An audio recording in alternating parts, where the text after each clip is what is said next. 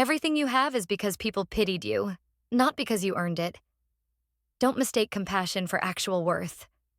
Sloane said with a smile, just loud enough for the room to hear, just cruel enough to make sure I'd never forget. If you've ever been made to feel like an outsider in your own family, labeled a burden while quietly enduring it all, then this story is for you. Keep watching, because sometimes the cruelest silence is just the prelude to a reckoning no one saw coming.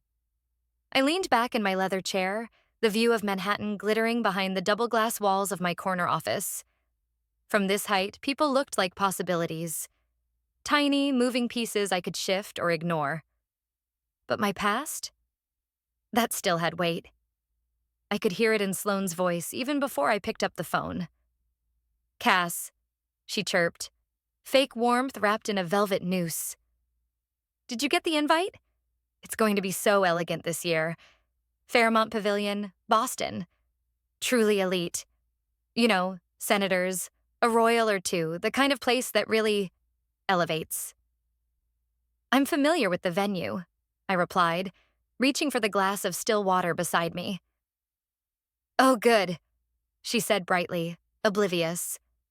"You know, with your hospitality background, I figured you'd appreciate how much work it took for us to land it. Daddy said I had an eye for prestige." I didn't correct her.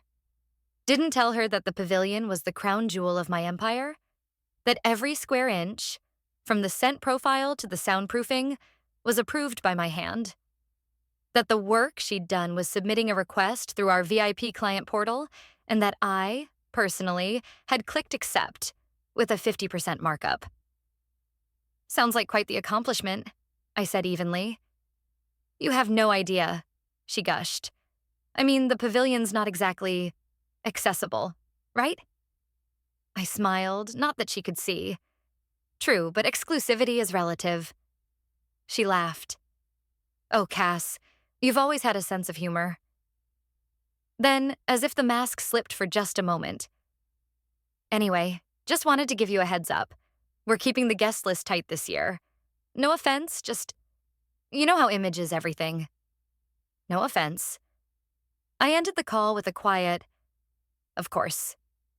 Maybe next year," and watched my reflection settle back into the glass.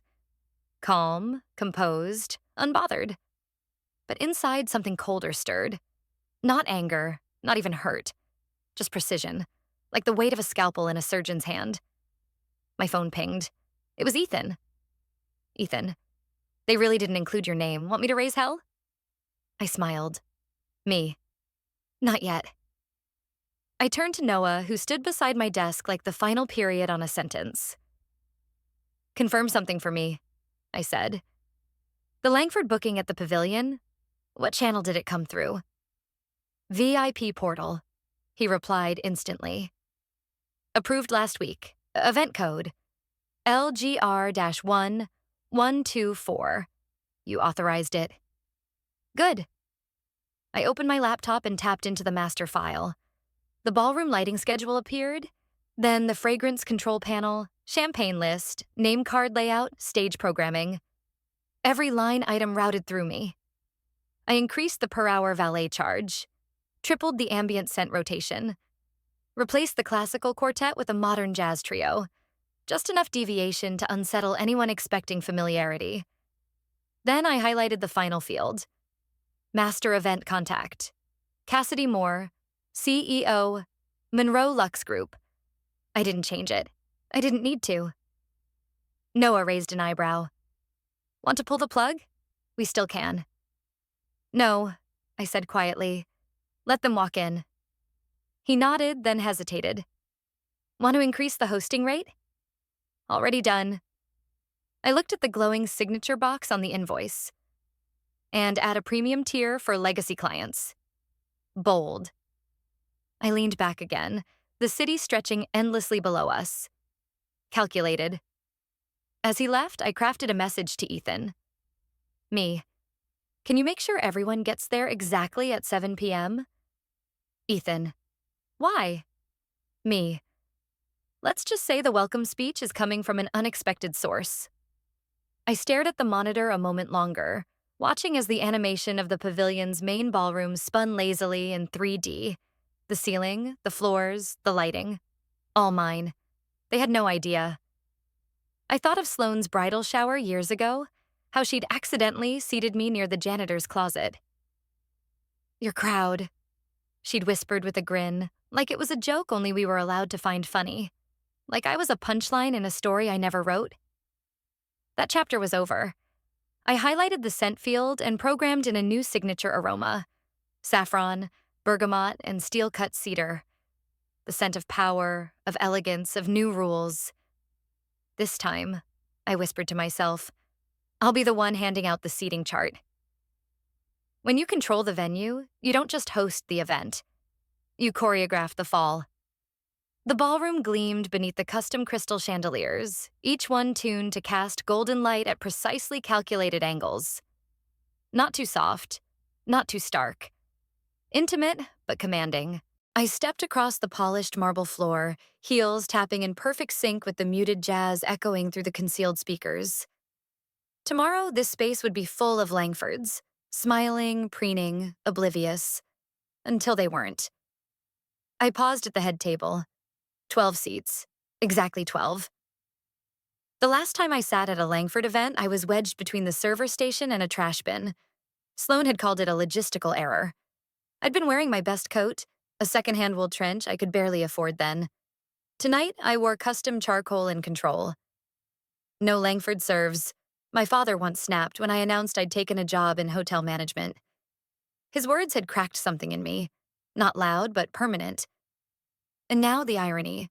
I wasn't serving them. I was serving them up. Cassidy? Noah's voice was soft behind me. I turned and he held up a tablet. Lighting cues confirmed. Scent diffusers installed and tested. Jazz Trio arrives at noon tomorrow. Want to approve the champagne list? I took the tablet and scanned the selections. I'd handpicked each vintage. Notes of resilience, undertones of class. Add the Krug 2008, I said, but only 2 bottles. Make it seem exclusive. He nodded. Understood. As he walked off, I approached the far corner of the ballroom where a curved LED wall towered 2 stories high behind a translucent curtain. Currently blank, it hummed faintly with idle energy. I pulled up the hidden interface on my phone. The reveal queue was locked. 7:15 p.m., exactly 15 minutes after all guests would have arrived and settled into the illusion they built. I tapped once to confirm. A member of the staff, a young brunette in a blazer too large for her frame, stepped near, balancing a clipboard and nerves. "Excuse me, miss," she said. "Mr. Monroe wanted these menus double-checked before printing." I took the clipboard. "Mr. Monroe's quite thorough." "Oh, he is," she said, exhaling. "And responsive. We've never had a VIP client so precise. Every detail, timing, lighting, even the scent programming. He knows exactly what he wants." I smiled without showing teeth. "He does." She flushed slightly, probably embarrassed at her own enthusiasm. "It's just refreshing. Most clients care about the flowers. He seems to care about how people feel." "That's what makes it unforgettable," I said, handing the clipboard back. As she walked away, I adjusted a hydrangea centerpiece half an inch to the left. The table became instantly more balanced, like truth shifting into focus. There's power in details that no one notices until they're wrong. My phone buzzed. A message from Ethan. "Ethan, they think you're working at a roadside motel." Sloane actually said, "Maybe she can send cookies from her inn." I read it twice, then once more. My fingers hovered above the screen. Me. Tomorrow they'll get more than cookies. I tucked the phone away and headed to the executive suite on the 2nd floor, which I had claimed as temporary HQ. Noah was already there, standing beside a mahogany table holding 6 navy blue folders, each embossed with a gold crest. Our crest. "Press kits inside?" I asked. He opened one. Full profiles, financials, press coverage, and the master invoice. He tapped the last page. Approved at the Legacy Premium rate. I smiled and opened the drawer of the carved desk, lined and suede. One by one, I placed the folders inside, aligning the edges until they looked like something a Langford would trust. Distribution plan? Staff trained to hand them to Richard, Sloane, Uncle Dean, and the core family once the reveal lands. Good. I stood a moment in silence, staring down at the gold lettering. Monroe Lux Group. Underneath, backed by ML Partners. They didn't know that name. Not yet, but they would. I turned toward the window. Boston's skyline glowed across the harbor, timeless and blind. They wouldn't see it coming. I checked my phone one last time. On the screen, a black background. In white numbers, reveal. T-1 day, 0 hours, 14 minutes. They came dressed in couture and pride, stepping through golden doors I had paid for, without realizing whose kingdom they had entered. The valet lane outside the pavilion sparkled with chrome and designer logos. Rolls-Royce, Bentley, the occasional Tesla with plates that bragged more than they identified. Inside, the grand ballroom was already humming with soft conversation and sharper judgments. My family always moved like they were the ones being watched, even when they were the least interesting people in the room. I watched from the private control suite on the mezzanine level, a silent figure in the shadows. The security feed flickered across 6 flat screens, each capturing a different corner of the ballroom, each streaming a symphony of shallow compliments and sharper smiles. Down below, Sloane stood beneath the pavilion's golden arch, striking poses with her arms outstretched like she was being crowned. The floor-length crimson Dior gown clung to her every intention. She greeted guests like a diplomat, air-kissing cheeks, pressing palms with donors and distant cousins alike. Her voice carried just enough to be overheard, just loud enough to make sure you knew she knew someone more important than you. I told Daddy the venue had to be memorable, she said to a tech investor's wife, clutching a champagne flute like it was a wand. The pavilion just has that pedigree, doesn't it? She didn't know that every inch of that pedigree bore my signature, from the chandelier heights to the imported Italian plaster behind her perfectly curated photo op. She didn't know that the scent in the air, which she probably chalked up to elegance, was part of a proprietary formula I'd designed years ago to trigger emotional resonance at subconscious levels. Ethan entered frame in the lower right monitor. He adjusted his cufflinks and nodded toward the main entrance, then discreetly tapped his phone. Mine buzzed a second later. Ethan. All here. Full guest list accounted for. I typed back 2 words. Me. Showtime. Noah stood beside me, tablet in hand, already syncing the cues. I didn't need to speak. He tapped twice. Once for lighting pre-shift. Once to initiate LED wall sync. And then I left the control suite. I moved through the private hallway behind the ballroom, heels silent against thick carpet, the hum of the event muffled but insistent, like a current gathering charge. The door to the main floor opened with a whisper. I stepped out just as the pavilion's general manager approached Sloane, interrupting her mid-photo. I'm terribly sorry, Ms. Langford, he said with a professional smile. But the property owner has requested a slight change to tonight's program. Sloane's laughter faltered mid-sentence. Her smile twitched. Excuse me? The manager remained poised.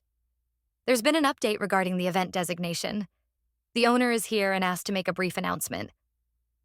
Sloane blinked, confused. Owner? That was my cue. I stepped forward from behind the champagne tower, smooth and silent, my Tom Ford suit catching the chandelier light like armor. Eyes followed the movement.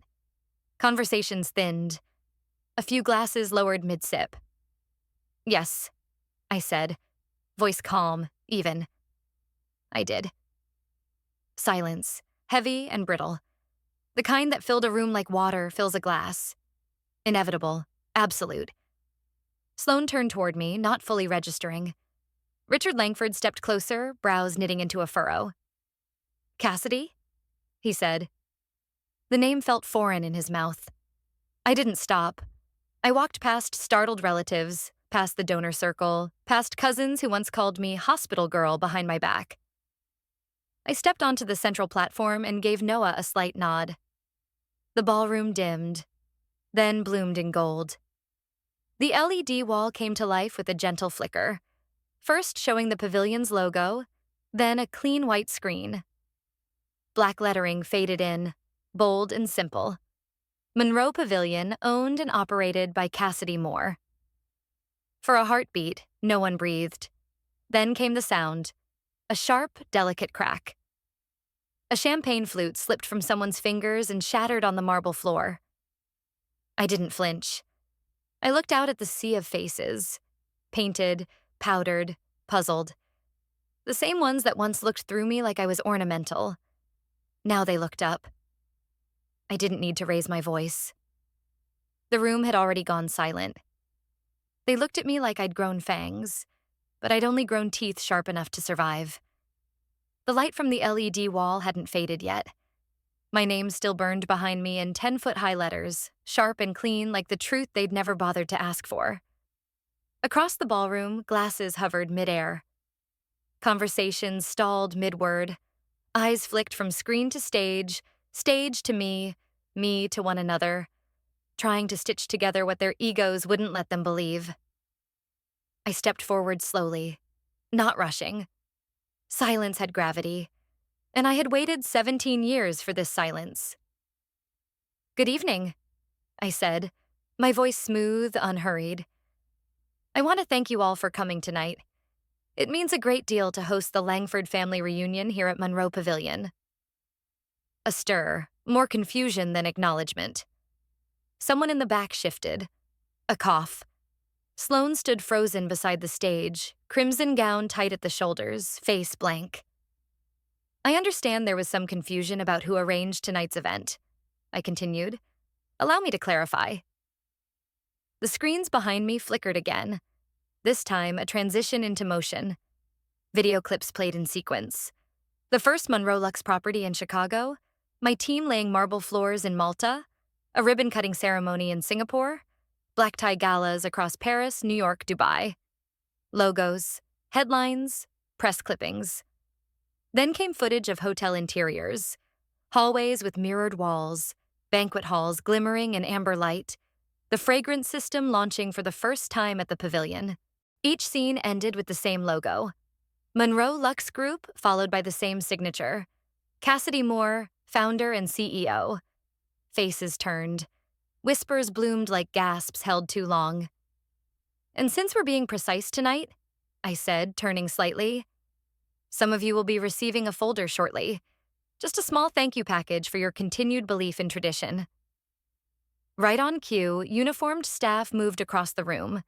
They placed sleek navy folders into waiting hands. Richard, Sloane, Uncle Dean, Aunt Felicia, the core Langfords, the ones who had made it clear, year after year, that I did not belong. Richard opened his folder first. His lips moved silently as he read. In his hands, an itemized invoice for tonight's event, booked under Langford Global Reunion, VIP Tier Plus, with a 50% prestige markup. Beneath that, Monroe Luxe's corporate press kit, my biography, a Forbes spread headlined "The Woman Who Built Empires While Her Family Watched the Wrong Sister." Sloane stared at hers. Her fingers were stiff, her grip too tight. "This is manipulation," she finally said. "This whole thing, it's a setup. You planned this." I met her eyes level. "I planned an event, yes. The fact that you didn't know whose event it was is not my manipulation. It's your neglect." A few people murmured. Sloane flared. "I made this happen. I got us this venue. You think showing up in a suit makes you someone?" Noah, standing near the media table, tapped his tablet. The screen changed again.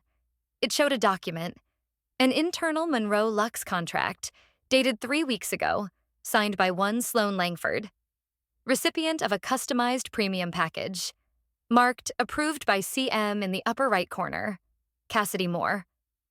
I looked at her. "You did get us the venue, through our VIP portal, where I approved it personally." She said nothing. "And," I continued, "you approved a floral concept that's part of our proprietary scent experience, designed by our brand team and trademarked last year." Her mouth opened, but no sound came out. Every guest walked into my space, sat under my chandeliers, drank from my cellars. You didn't bring us here, Sloane. I let you in. A silence thicker than before wrapped around the room. Even Richard had lowered his gaze. And then, she never needed your validation. A voice called out from the back. Calm, measured, female. Only your silence. Heads turned. Margaret Langford stepped forward, pearls at her throat, steel in her step. I hadn't seen her in years. Not since she quietly vanished from the family circuit after a falling out over inheritance politics, as Sloane once called it.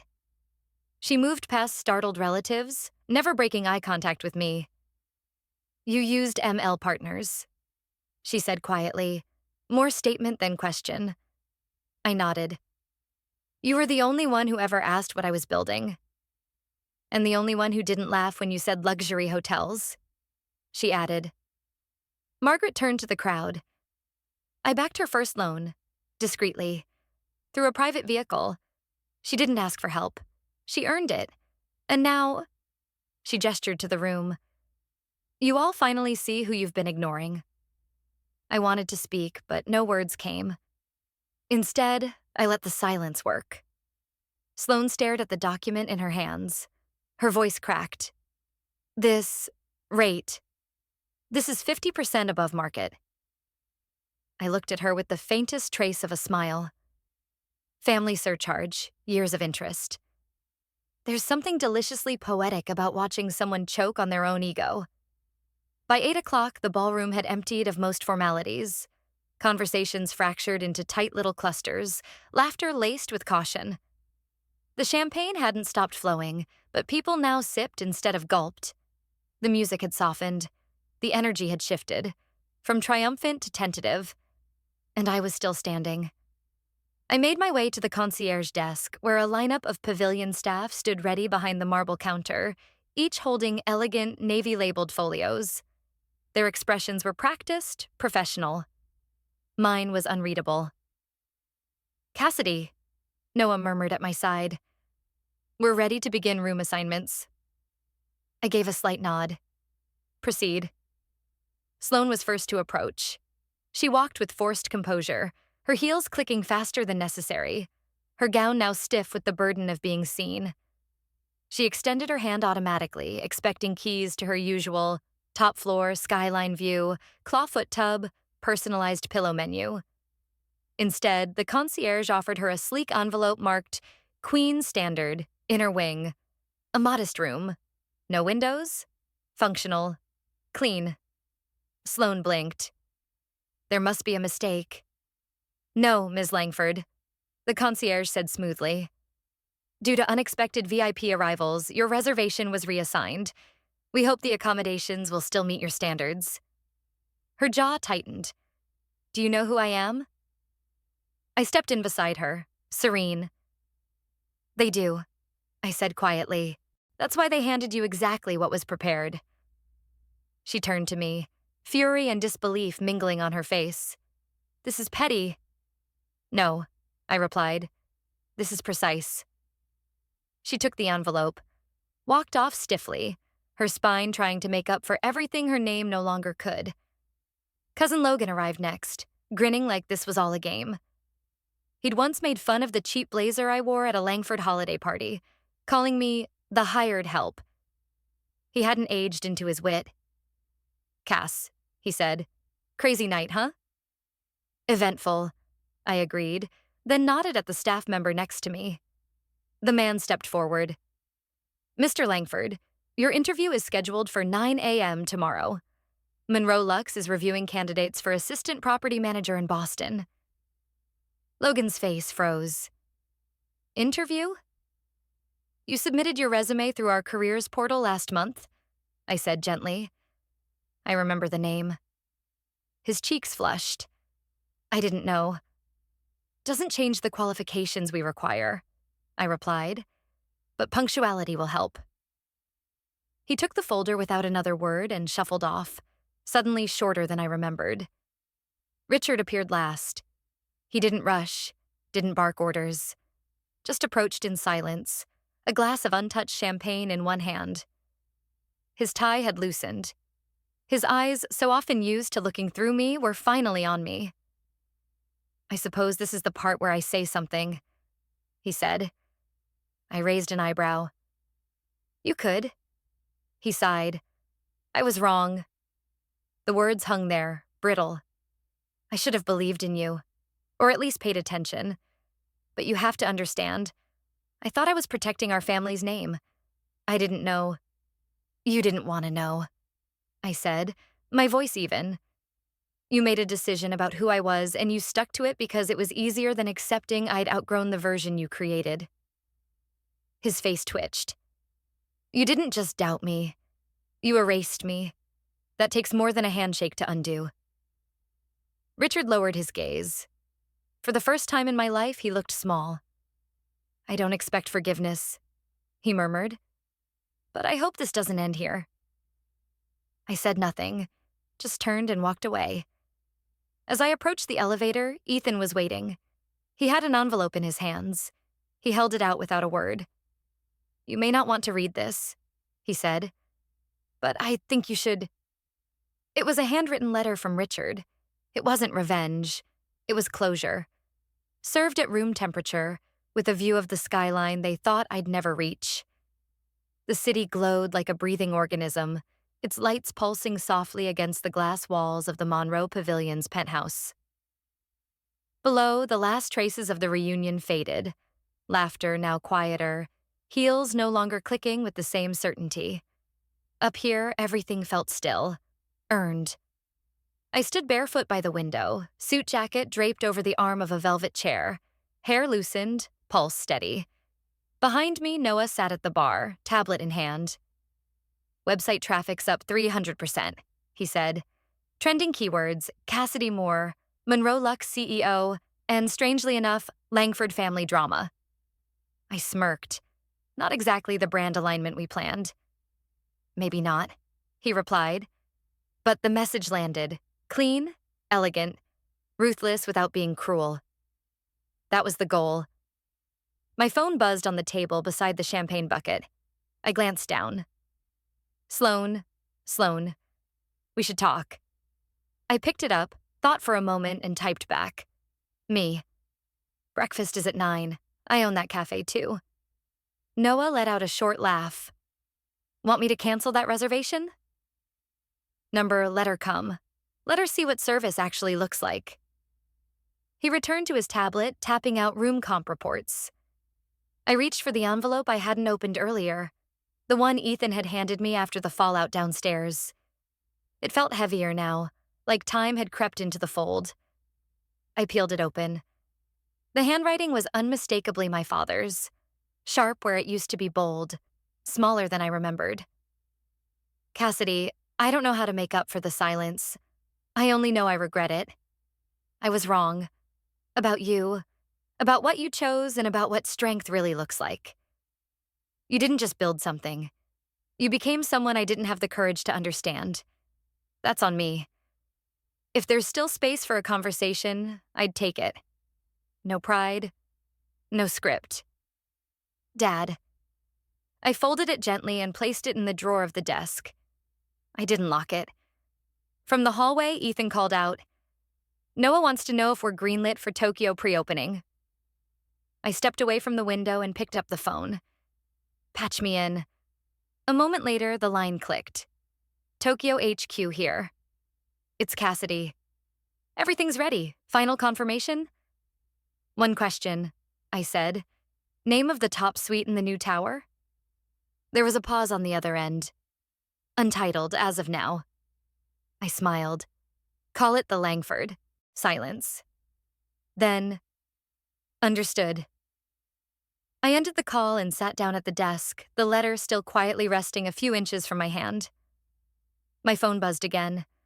Noah sending over preliminary press mock-ups. I swiped it away. Instead, I opened my notes app, typed a single sentence. "You don't need to silence the past. Just build louder than it ever spoke." They tried to silence her with shame, but she answered with legacy. The ones who once mocked her success now walked through halls she designed, breathed air she curated, and paid for the privilege of being seen by her. Justice didn't come with fury, but with facts, elegance, and a receipt. Like the final chord of a long-forgotten melody, justice may arrive late, but it resonates powerfully once it's heard. Because when the past underestimates you, the greatest victory is building a future so undeniable it speaks for itself.